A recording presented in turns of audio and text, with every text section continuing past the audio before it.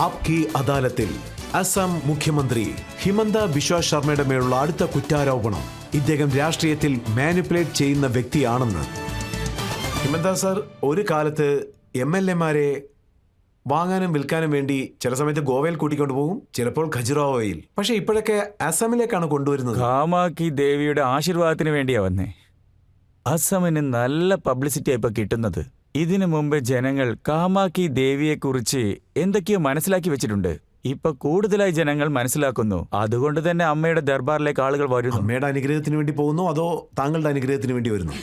ഞാൻ ആ അമ്മയുടെ മകനല്ലേ, എനിക്ക് എവിടെ ദർബാറുള്ളത്? പിന്നെ ശിവസേന MLA-മാരെ പിരിക്കാൻ വേണ്ടി ഹിമന്ത ബിശ്വ ശർമ്മ അവരുടെ പോക്കറ്റിൽ 50-100 കോടി രൂപ ഇട്ടുകൊടുത്തെന്ന്. ഞാൻ തന്നെ ഇതൊന്നും കേട്ടിട്ടില്ല. എന്നെ കുറിച്ച് എല്ലാവരും എന്തൊക്കെയാ പറയുന്നത് എനിക്ക് തന്നെ അറിയില്ല. എന്തെന്നാൽ മൊത്തം അസമിലെ പൈസ എടുത്താൽ കൂടെ അത്ര പോലും ഉണ്ടാവില്ല. മുഴുവൻ അസാമിലേ ഇല്ല. അസമിലെ ഷുഗർ മില്ല് പോലും ഇല്ല. അസമിലെ ശരത് പവാറിനെ പോലത്തെ വലിയ ലീഡർമാരും ഇല്ല. അവരെല്ലാം നാഷണൽ ലെവൽ നേതാക്കരാ. ഞങ്ങളുടെയൊക്കെ ചെറിയ സ്ഥലങ്ങളാ. ആരെങ്കിലുമൊക്കെ വന്നു കഴിഞ്ഞാൽ അവർക്ക് നല്ല ഭക്ഷണം കൊടുത്ത് അതൊക്കെയേ ഞങ്ങളെ കൊണ്ട് ചെയ്യാൻ പറ്റുള്ളൂ. അതൊക്കെയാണ് ഞങ്ങളുടെ സന്തോഷം. പക്ഷേ ഈ ശിവസേന MLA-മാരെ എങ്ങനെ പിരിക്കാൻ സാധിച്ചു? അവരുടെ ഉള്ളിൽ വഴക്കുണ്ടായേക്കാം, ഗുട്ടാജിയോട് ദേഷ്യമുണ്ടായിരിക്കാം. പിന്നെ എങ്ങനെ പാർട്ടി തകരാനാ?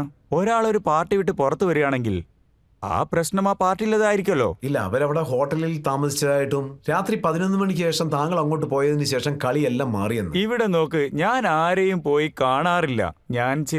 ഞാൻ ചില ഏർപ്പാടൊക്കെ ചെയ്തിട്ടുണ്ട്. നിങ്ങൾക്കറിയായിരിക്കും. ഒരാൾക്ക് ശരീരം ശരിയല്ലാത്ത സമയത്ത് ഞാൻ കുറെ സഹായങ്ങളൊക്കെ ചെയ്തിട്ടുണ്ട്. അതുമാത്രമല്ല, ഞാൻ ഹോട്ടലിൽ വിളിച്ച് പറഞ്ഞിരുന്നു, ദാ നോക്ക്, ആരെങ്കിലും താമസിക്കാൻ വന്നാൽ താമസിപ്പിച്ചോളൂ, പക്ഷേ പോകുമ്പോൾ GSTയും ചേർത്ത് മുഴുവൻ റൂമിന്റെ വാടകയും വാങ്ങിട്ട് വിട്ടാൽ മതി. നിങ്ങൾക്കപ്പോ നല്ല ലാഭാണെന്ന്. പിന്നെ കേജ്രിവാൾ ശരത് പവാറിനെ കാണാൻ വേണ്ടി പോയി. അപ്പോൾ അദ്ദേഹവും പറയുന്നു ഞങ്ങളുടെ MLA-മാരെ ഇങ്ങനെ പിരിക്കാൻ നോക്കുകയാണെന്ന്. അവര് MLA-ലേക്കൊക്കെ വരുന്നത് നല്ലതാ. എത്ര പെട്ടെന്ന് പറ്റുന്നോ അത്രയും പെട്ടെന്ന് വരുന്നത് നല്ലതാ. ഞാനിപ്പോ ഇവിടെ തന്നെ പറയാ, കേജ്രിവാളിനെ വിട്ടിട്ട് പെട്ടെന്ന് വാ എന്ന്. അല്ല, ആസാമിലേക്ക് വന്നതിന് ശേഷം ഈ MLA-മാർ എങ്ങനെയാണ് മാറുന്നത്? ദാ നോക്ക്, അസമിൽ വരുന്നത് കൊണ്ട് MLA-മാർക്ക് ശക്തി കിട്ടും. എന്തെന്നാൽ അവിടെ കാമാക്കി അമ്മയുണ്ട്, മഹാഗുരു ശ്രീമന്ത ശങ്കരന്റെ പുണ്യസ്ഥലങ്ങളുണ്ട്. അസമിൽ വരുന്നതുകൊണ്ട് നിങ്ങൾക്ക് എന്തായാലും ശക്തി കിട്ടുന്നതാണ്. ലക്ഷ്മി ദേവിയുടെ ദർശനവും ലഭിക്കുന്നു. ലക്ഷ്മിയെ ഞങ്ങൾ എടുക്കുകയും ചെയ്യും, പക്ഷെ കൊടുക്കാൻ ഞങ്ങളുടെ കയ്യിൽ ഒന്നുമില്ല. 10 വർഷത്തിന് ശേഷം ചിലപ്പോൾ മാറിയേക്കാം. ഇപ്പം ഞങ്ങളുടെ നാട്ടിലേക്ക് നിങ്ങൾ വന്നാലും ഞങ്ങൾ ചിലപ്പോൾ ചോദിച്ചേക്കാം, ഞങ്ങളുടെ കയ്യിൽ ഒന്നുമില്ലെന്നേ. 10 വർഷത്തിന് ശേഷം ഞങ്ങൾ ഇതുപോലെ കൊടുക്കുന്നൊരവസ്ഥയിലേക്ക് വരണമെന്ന് ആഗ്രഹിക്കുന്നുണ്ട്. ഇപ്പം ഞങ്ങളുടെ കയ്യിൽ എന്താ ഉള്ളത്? പക്ഷേ ഇക്കാര്യം സത്യമല്ലേ? ആസാം പൊളിറ്റിക്കൽ ടൂറിസത്തിന്റെ പ്രധാനപ്പെട്ട സ്ഥലമായി മാറി. കാരണം അതിനെക്കുറിച്ചാണ് ഇപ്പോൾ എല്ലാവരും സംസാരിക്കുന്നത്. എനിക്ക് വളരെ അഭിമാനം തോന്നുന്നു. അസം പൊളിറ്റിക്കൽ കൾച്ചറൽ സെന്റർ ആയതുകൊണ്ട്. ആയത് നല്ലതല്ലേ? എല്ലാ പാർട്ടിയിലെ MLA-മാരോട് വരാൻ പറ, ഞങ്ങളുടെ അസമിലോട്ട് ഹോട്ടൽ ബുക്ക് ചെയ്യാം. കോൺഗ്രസിനും ഇനി ആരെങ്കിലും കൂട്ടിയിട്ട് വരണമെങ്കിൽ അവരോട് അസമിലോട്ട് വരാൻ പറ. ഞാൻ അവർക്കും നല്ല ഭക്ഷണം കൊടുക്കാം, അതിലൊരു പ്രശ്നവുമില്ല. പക്ഷേ ഇറ്റ് ഈസ് എ പ്ലേസ്. നല്ല സ്ഥലങ്ങൾ ടൂറിസ്റ്റ് പ്ലേസ് ആണ്. പിന്നെ അസാമിലെ ജനങ്ങൾ ഒരിക്കൽ പോലും ഹോട്ടലിന്റെ അടുത്ത് പോലും വരാറില്ല. ഞങ്ങളുടെ ജോലി വേറെയാണ്, നിങ്ങളുടെ ജോലി വേറെയാണ്. It's a good place. Hotel Radisson ഗുവാഹട്ടിയിലുണ്ട്. പുതുതായി നിറയെ ഹോട്ടൽസും തുടങ്ങിയിട്ടുണ്ട്. അതുകൊണ്ട് ആർക്കൊക്കെ വരണോ വരൂ.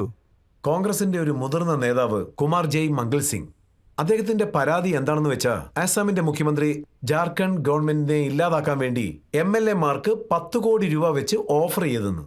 ഇവിടെ നോക്ക്, ഞാൻ എത്ര പ്രാവശ്യം പറഞ്ഞു, അസമിന്റെ CM ഇങ്ങനെ 10 കോടി കൊടുക്കുന്നതിന് ആദ്യം ഞങ്ങളെ ബഡ്ജറ്റ് നോക്കണ്ടേ? ഞങ്ങളുടെ ബഡ്ജറ്റിൽ എന്താ ഉള്ളേ? ഇപ്പോഴാണ് ഞങ്ങൾ കുറച്ചായി മുന്നോട്ട് വന്നത്. We are not very rich state. ഇനി വരും ദിവസങ്ങളിൽ ആവാം, എനിക്ക് വിശ്വാസമുണ്ട്. പക്ഷേ ആരെങ്കിലും 10 കോടി കിട്ടുമെന്ന സ്വപ്നം കണ്ട് അസമിലോട്ട് വരരുത്. അങ്ങനെയുള്ളവരെ ഞങ്ങൾ അലോട്ട് ചെയ്യുന്നില്ല. അങ്ങനെയാണെങ്കിൽ വേറെ എവിടെ നിന്നെങ്കിലും പണം വരുന്നുണ്ടോ അസം വഴി പോകുവാൻ? എന്താ, ഇതിനേക്കാളും വലിയ വഴി ഡൽഹിയിൽ മുംബൈയിലുണ്ടല്ലോ. മറ്റുള്ളവരെ പോലെ നിങ്ങളൊന്ന് മാപ്പ് നോക്ക്. ഇങ്ങനെ മൂലയ്ക്ക് വന്നിട്ട് പിന്നെ ചുറ്റിയിട്ട് പോവോ? These are completely.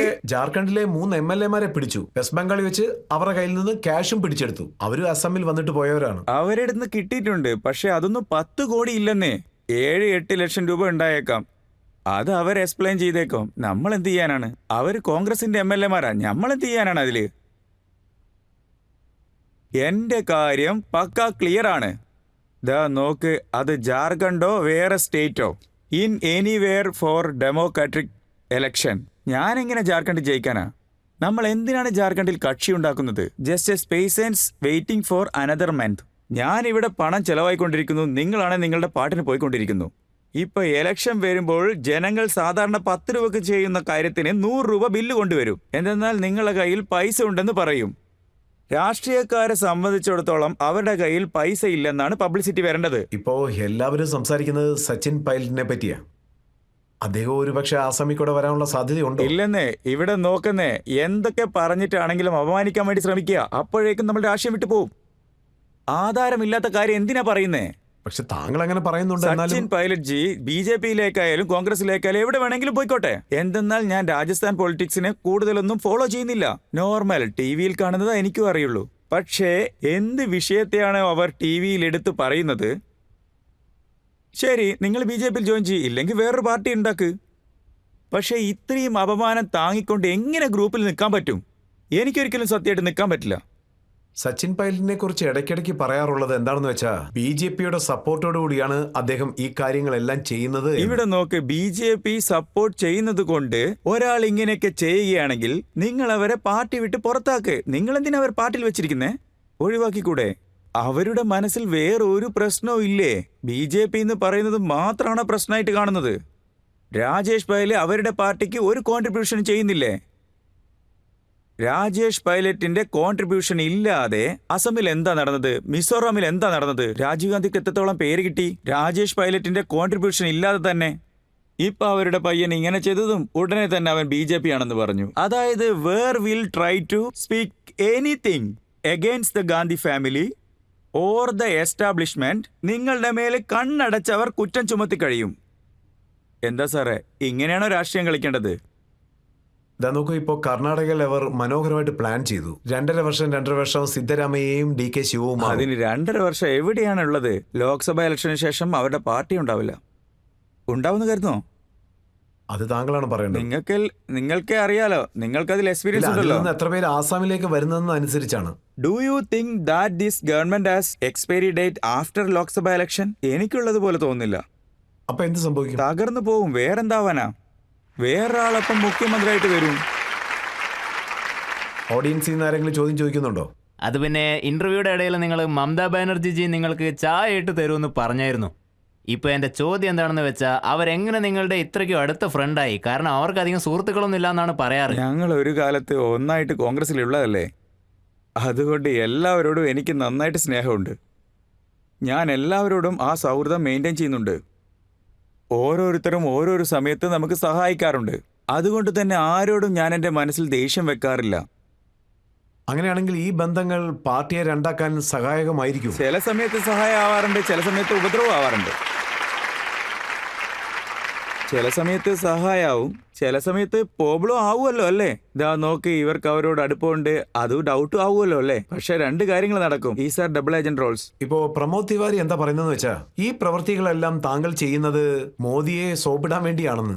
അങ്ങനെ സോപ്പ് ഇട്ടിട്ട് ഇപ്പോ ആസാമിൽ പോലും സോപ്പ് കിട്ടാനില്ലെന്ന്.